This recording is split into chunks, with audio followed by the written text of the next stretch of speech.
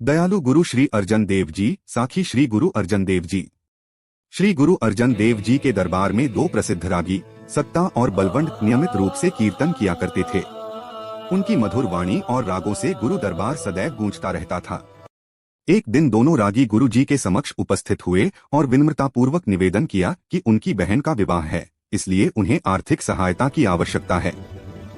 गुरु अर्जन देव जी ने करुणा से उत्तर दिया, कल प्रातः जो कीर्तन की भेंट आएगी वह पूरी तुम ही रख लेना। परमात्मा की इच्छा से उस दिन कीर्तन में बहुत कम भेंट प्राप्त हुई। यह देखकर सत्ता और बलवंड निराश हो गए।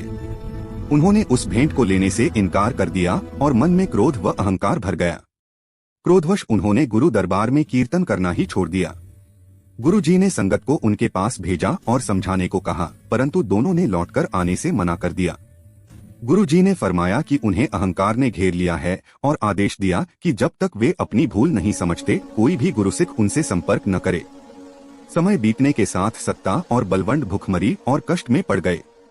तब उन्हें अपनी भूल का एहसास हुआ और वे क्षमा की याचना करने लगे, किंतु गुरु आज्ञा के कारण कोई उनकी सहायता के लिए आगे नहीं आया। अंततः वे लाहौर में भाई लधा जी के पास पहुंचे और अपनी व्यथा सुनाई। भाई लधा जी को उन पर दया आ गई। गुरु आज्ञा का पालन करते हुए उन्होंने अपना मुख काला किया और गधे पर बैठकर सत्ता और बलवंड के साथ गुरु जी के पास पहुंचे।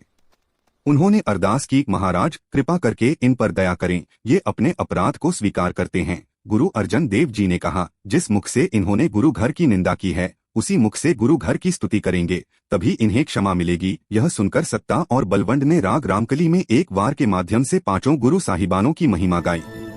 उनकी सच्ची पश्चाताप पूर्ण स्तुति सुनकर गुरु जी प्रसन्न हुए और उन्हें क्षमा कर पुनः कीर्तन की सेवा प्रदान की। यह अमर रचना आज श्री गुरु ग्रंथ साहिब जी के अंग 866 पर रामकली की वार राई बलवंड तथा सत्ते डूमी आखी के रूप में अंकित है, जो गुरु की अपार दया, क्षमा और विनम्रता का शाश्वत संदेश देती है। वाहे गुरु जी का सिमरन करें और चैनल लाइक और सब्सक्राइब करें।